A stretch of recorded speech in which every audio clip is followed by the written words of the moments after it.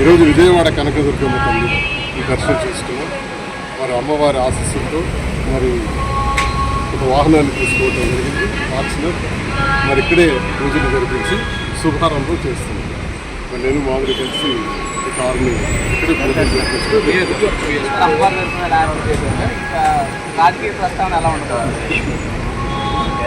ఇక్కడ రాజకీయం మాట్లాడకూడదు. రాజకీయ ప్రస్థానం చెయ్యాలి. దర్శనం బాగా జరిగింది. అమ్మవారి అందరికీ ఉండాలని, ప్రతి ఒక్కరూ సంతోషంగా ఉండాలని కోరుకుంటున్నాను. రాజకీయాలు మాట్లాడదాం, వేరే ప్రశ్న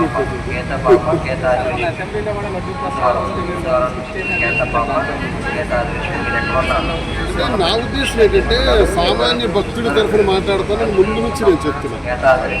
లడ్డూ ప్రస్తావన అన్నది, స్వామివారి ప్రస్తావన అన్నది చట్టసభల్లో తీసుకురావడం నాకు ఇష్టం. నాకేది వ్యక్తిగతం చేస్తున్నారు. ఎందుకంటే కోటాను కోట్ల మంది భక్తుల యొక్క ఆరాధ్యం వెంకన్న స్వామి. ఆ పేరు చెప్తేనే ఒళ్ళు జంతురిస్తుంది. మనకు ఒక అనుభూతి. స్వామివారి గురించి ఏంటి చర్చలు, చట్టసభలు ఎంత, వాటి ఎంత, స్వామివారి విశ్వానికి చెందినటువంటి స్వామివారి గురించి కోటాను కోట్ల భక్తుల మనోభావాల గురించి దెబ్బతీసిన విధంగా ఇది ఉంటుంది. నాకు అది నచ్చట్లా.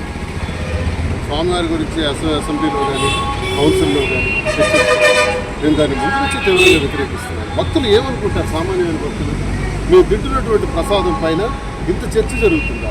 ఈ ప్రసాదంలో ఇటువంటి లోపాలు ఉన్నాయా? కొన్నాళ్ళేమో దానిలో ఫ్యాట్ ఉందని రకరకాలుగా చెప్పారు. ఆ తర్వాత సిబిఐ వాళ్ళు ఫ్యాట్ లేదు, అది నెయ్యి కాదు అని చెప్పారు. చాలా విచిత్రంగా ఉంది. ఓకే, జంతువుల తాలూకా కొవ్వు లేదు, అది నెయ్యి కాదు, మరి ఏం వాడుతున్నారు?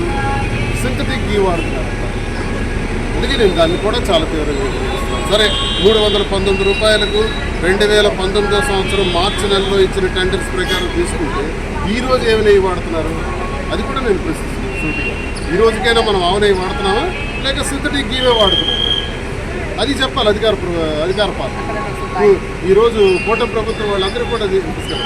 కూటమి ప్రభుత్వం అందరూ కూడా క్లారిటీగా చెప్పాలి. ఈ రోజు ఏ నెయ్యి వాడుతున్నారు, ఎంతకు తీసుకుంటున్నారు, దానిలో నిజంగా ఆవు పాల నుంచి తీసినటువంటి నెయ్యేనా, లేదా నిజంగా మళ్ళీ ఆ పాత కాంట్రాక్టర్స్, పాత టెండర్స్ మళ్ళీ ఆ పామ్ ఆయిల్ ఆయిల్తో దానికి ఫ్లవర్స్ అన్ని కలిపి తయారు చేసినటువంటి నెయ్యేనా?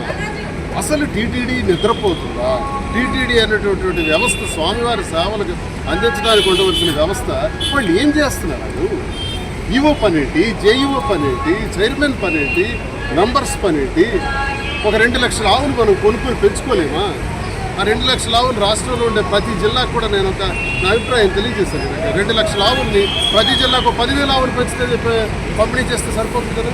రైతులు, మరి యువత, మహిళలు చాలామంది ఎంతో బాధ్యతతో, భక్తి తత్పరతో ఆవులను పెంచుతారే. వాళ్ళకు కొంత ధనాన్ని, వాళ్ళకు కొంత కష్టానికి తగిన ఫలితాన్ని ఇవ్వండి, దానా ఇవ్వండి, ఆవులు ఇవ్వండి, షెడ్లు కట్టించండి. ప్రతి జిల్లాలో కూడా 10,000 ఆవులు ఇవ్వండి. కొనుగోలు చేస్తే బొస్సు సంపద పెరుగుతుంది. బొస్సు సంపద పెరిగితే ఆ దేశానికి సుభిక్షం జరుగుతుంది, మేలు జరుగుతుంది. టీటీడీ ద్వారా ఆవులు పెంచుకొని ఆ నెయ్యిని వాడచ్చు. 1,00,000 ఆవులు ఉంటే రోజుకి 18,000 లీటర్లు వస్తుంది నెయ్యి. మళ్ళీ సుమారు 600-700 కోట్ల రూపాయలు పెట్టి కొట్టడానికి సిద్ధపడుతున్నామే. ఆవులు పెంచడానికి ఏమి అంటే ఇక్కడ ఏమైనా లావాదేవీలు ఒప్పందాలు ఉన్నాయా? టీటీడీ చేస్తున్న మోసాలు ఏంటి? స్వామివారి దగ్గర జరుగుతున్నటువంటి ఈ అరాచకాలను నేను తీవ్రంగా ఖండిస్తాను. ఒక భక్తుడిగా, వెంకటేశ్వర స్వామి నిరంతరం మా గుండెల్లో కొలుచుకునే వ్యక్తిగా, భక్తుడిగా, సామాన్య భక్తుడి యొక్క ఆవేదన నేను తెలియజేస్తున్నాను. భక్తులు కూడా ఫస్ట్ సర్వదర్శనంలో సామాన్య భక్తుడికి ప్రయారిటీ ఇవ్వండి. సామాన్య భక్తుడు 1-2 గంటల్లో దర్శనం చేసుకునే భాగ్యాన్ని కల్పించండి. 18 గంటలు, 20 గంటలు, 30 గంటలు ఏమిటిది? వాళ్ళకి ఆ భాగ్యాన్ని కల్పించే మార్గాలు వెతకండి. స్వామివారిని కళ్ళారా చూసి దర్శించుకున్న తర్వాత బయటికి వచ్చిన తర్వాత లడ్డూని స్వామివారిగా చూసి రెండో అంశం ప్రతి భక్తుడు స్పందిస్తాడు. ఆ లడ్డూని శ్రేష్టమైనది ఆవు నెయ్యితో తయారు చేసి ఇవ్వండి. ఈ 2 పనులు చేయలేమా? మన వల్ల కాదా? మనిషికి ఒక లడ్డు ఇవ్వండి, బ్రహ్మాండమైంది. ఈ కలుషితమైంది, ఏదో బాత్రూమ్ క్లీనర్స్ వాడారంటారు. ఏంటి దరిద్రం, ఏంటి న్యూసెన్స్, ఏంటి ఆ మాటలేంటి, హౌస్లో చర్చలేంటి? నాకు అసహ్యం వేస్తుంది. అందుకే ఈ అసెంబ్లీ నాకు తెలిసి ఎమ్మెల్సీగా నేను చెప్తున్నానండి, 5 ఏళ్ళు అయింది, 6వ సంవత్సరం ఉంది. ఇంత దరిద్రమైనటువంటి ఇట్లా నీచమైనటువంటి చర్చలు జరిగేటటువంటి సందర్భం నా జీవితంలో నేను చూడలేదు. అసహించుకుంటున్నాను ఎమ్మెల్సీగా ఉన్నందుకు, ఆ హౌస్లో ఉన్నందుకు, ఆ హౌస్లో వెంకటేశ్వర స్వామి గురించి, లడ్డు గురించి మాట్లాడినందుకు చాలా అసహ్యంగా ఉంది. నాకే గగురుపాటు పొడుస్తుంది. ప్రతి ఒక్క భక్తుడు కూడా, స్వామివారి భక్తుడు ప్రతి ఒక్కరు కూడా బాధపడుతున్నాడు. హిందూ మతం గురించి, హిందూ మతానికి చెందినటువంటి ఒక గొప్ప మా దైవం గురించి చర్చల్లోకి తీసుకొస్తారా? ఎక్కడైనా పార్లమెంట్లో కానీ, అసెంబ్లీలో కానీ ఇతర మతాల గురించి ఎంత ధైర్యంగా చర్చించగలరా? హైందూ ముస్లింలు వారి మతానికి సంబంధించి ఎప్పుడైనా చర్చలకు తీసుకొచ్చారా? ఇలాంటి చర్చలు క్రిస్టియన్స్ ఎప్పుడైనా ఇలాంటి చర్చలు తీసుకొచ్చారా? ఏం కర్మ ఇది? ఎడిపోతున్నాం మనం. దీన్ని నేను తీవ్రంగా ఖండిస్తున్నాను. అంతకు ముందు కూడా మీరు ఒక సామాన్య భక్తుల్లాగా టీటీడీ గోశాల ఏర్పాటు చేస్తే యువతకు ఉపాధి కల్పించినట్టు ఉంటుంది. గోశాల వల్ల చాలా ఉద్యోగ అవకాశాలు కలిగిస్తుందని చెప్పి మీరు ఒక సామాన్య భక్తులుగా ప్రశ్నించారు. దానిపై నేను తిరుపతి వరకు లెటర్ కూడా రాస్తాను.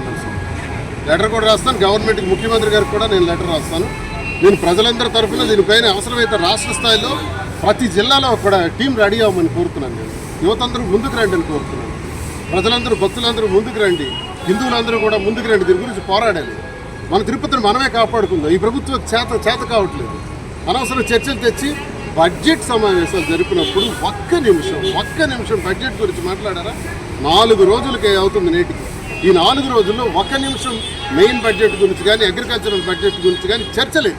లడ్డు వెంకటేశ్వర స్వామి మా గుండెల మీద పొడుస్తున్నాడు.